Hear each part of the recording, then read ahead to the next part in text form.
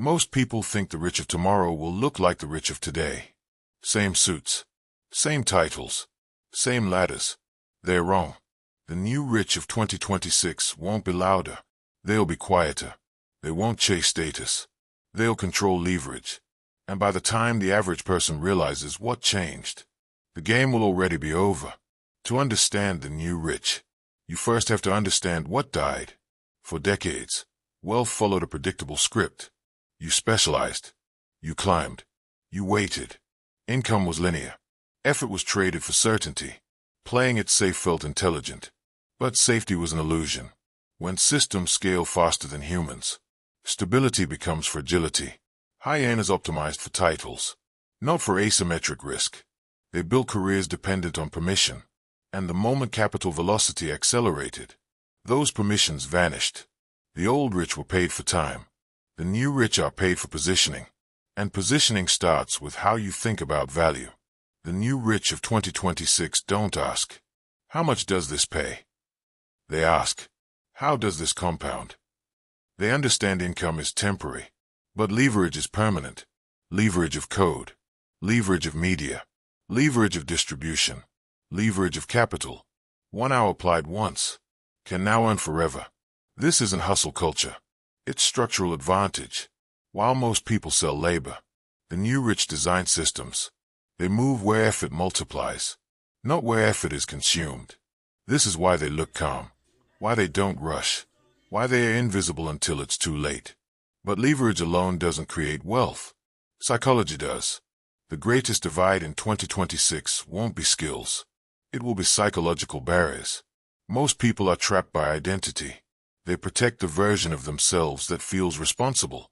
They avoid asymmetric risk because it threatens certainty, even when certainty guarantees mediocrity.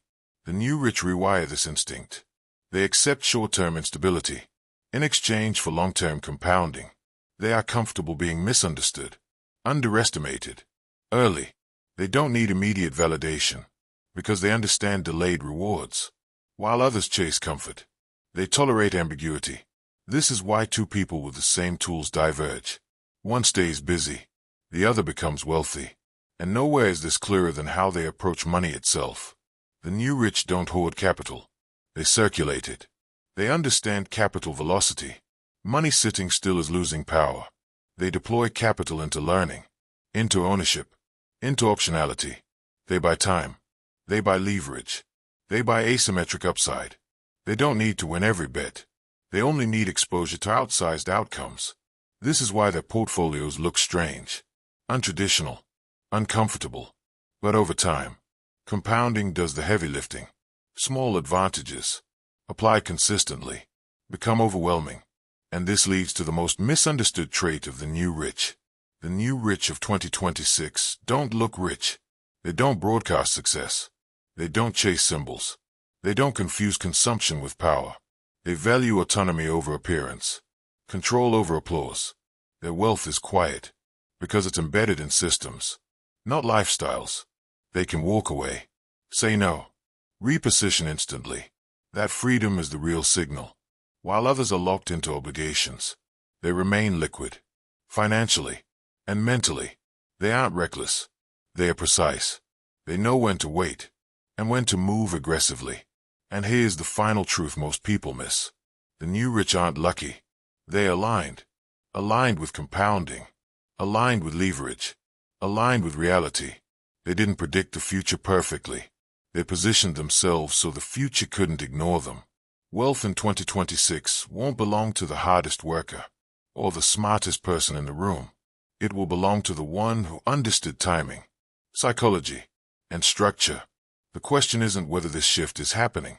It already is. The only question left is simple. Will you cling to what feels safe? Or will you build what compounds? Because the new rich aren't coming someday. They're already here.